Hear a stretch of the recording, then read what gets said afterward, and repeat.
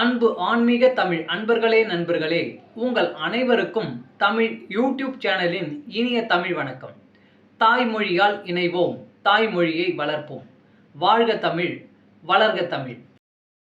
இன்று நமது சேனல் ஆன்மீக பதிவில் ஸ்ரீ ஆஞ்சநேயரின் பலவிதமான வடிவங்களும் அவற்றின் சிறப்பு அம்சங்களும் என்ற ஒரு சிறிய தொகுப்பு. இத்தொகுப்பினை கேட்டு அதன் இறைப்பயனை உணர வேண்டியும், அது மட்டுமல்லாமல் இந்த சேனலுக்கு இதுவரை நீங்கள் சப்ஸ்கிரைப் செய்யவில்லை என்றால் சப்ஸ்கிரைப் செய்ய வேண்டியும், இந்த பதிவு உங்களுக்கு பிடித்திருந்தால் லைக் மற்றும் ஷேர் செய்து பெல் பட்டனையும் அழுத்தவும் அன்புடன் கேட்டுக்கொண்டு இப்பதிவினை தொடர்கிறேன். வாருங்கள், ஆன்மீக பதிவில் ஸ்ரீ ஆஞ்சநேயரின் பலவித வடிவங்கள் மற்றும் அவற்றின் சிறப்பு அம்சங்கள் பற்றி அறிவோம்.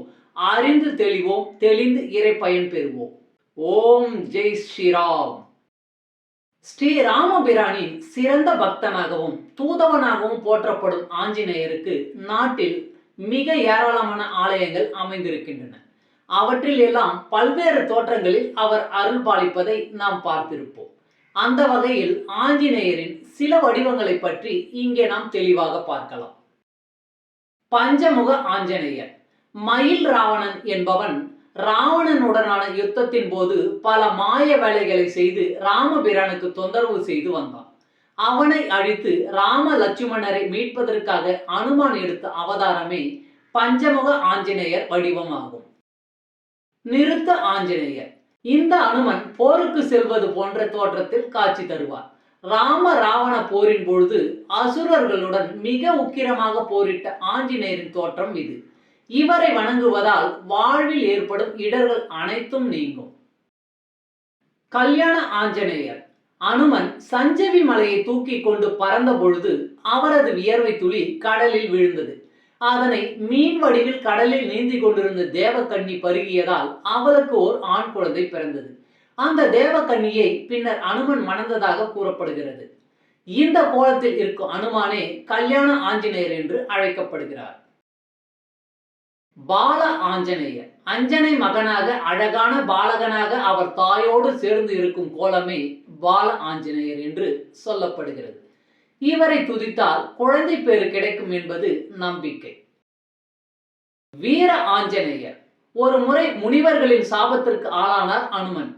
அதனால் அவரது சக்திகள் அனைத்தும் அவருக்கு மறந்து போனது.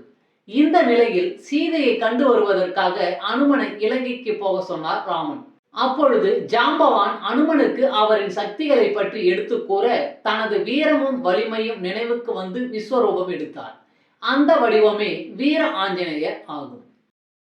பக்த ஆஞ்சநேயர். தன்னை வழிபடும் பக்தர்களை இருகரம் கூப்பி வணங்கும் தோற்றத்தில் இருப்பவரே பக்த ஆஞ்சநேயர். ராமரை எங்கும் எதிலும் காண்பவர் அனுமன். அதன்படி ராமநாமம் சொல்லி தன்னை வணங்கும் பக்தர்களின் மனதிலும் ராமரை காண்கிறார் அனுமன். அதனாலே அவர் பக்தர்களை கரம் குவித்து வணங்குவதாக சொல்லப்படுகிறது. யோக ஆஞ்சநேயர். ராமாயணத்தின் முடிவில் ராமநாமத்தை பூலோகத்தில் உள்ள மக்கள் சொல்வதை கேட்டு இன்புறுவதற்காக இங்கேயே தங்கிவிட்டார் அனுமன். ராமரின் நாமத்தை மட்டுமே கேட்கும் தோணியில் அவர் யோக நிஷ்டையில் ஆழ்ந்திருந்தார். இந்த வடிவத்தையே யோக ஆஞ்சநேயர் என்கிறோம். இவரை ராமநாமம் சொல்லி வழிபட்டால் கேட்டவை கிடைக்கும். சிவப்பிரதிஷ்டை ஆஞ்சநேயர். ராவணனை கொன்றதால் ராமருக்கு பிடித்த பிரம்மஹத்தி தோஷத்தை போக்க காசியிலிருந்து சிவலிங்கத்தை கொண்டு வர சென்ற அனுமன் வருவதற்கு நேரம் ஆனதால் சீதை மணலில் செய்த லிங்கத்தை கொண்டு பூஜை செய்தார் ராமர். அதனால் வருந்திய அனுமனின் வாட்டத்தை போக்க அனுமன் கொண்டு வந்த லிங்கத்தையும் பூஜித்து அருள் செய்தார் ராமபிரான். லிங்க திருமேனியை ஸ்தாபனம் செய்த வடிவில் காட்சி தருபவர் சிவப்பிரதிஷ்டை ஆஞ்சநேயர். சஞ்சீவி ஆஞ்சநேயர். ராவணனுடனான போரில் ராமருக்கு பேருதவியாக இருந்தவர் அனுமன்.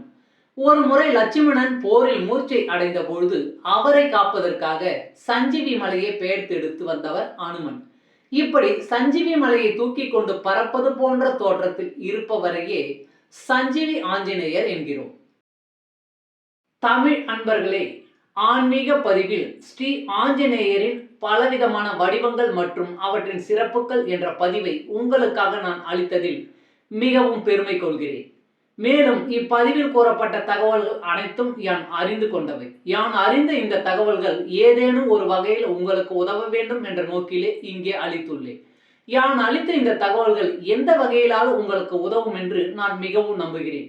மேலும் இப்பதிவின்படி நீங்கள் இறைப்பயன் பெற்றால் அதில் எனக்கு மிக்க மகிழ்ச்சியே. வாழ்க வளமுடன். சர்வம் சிவமயம்.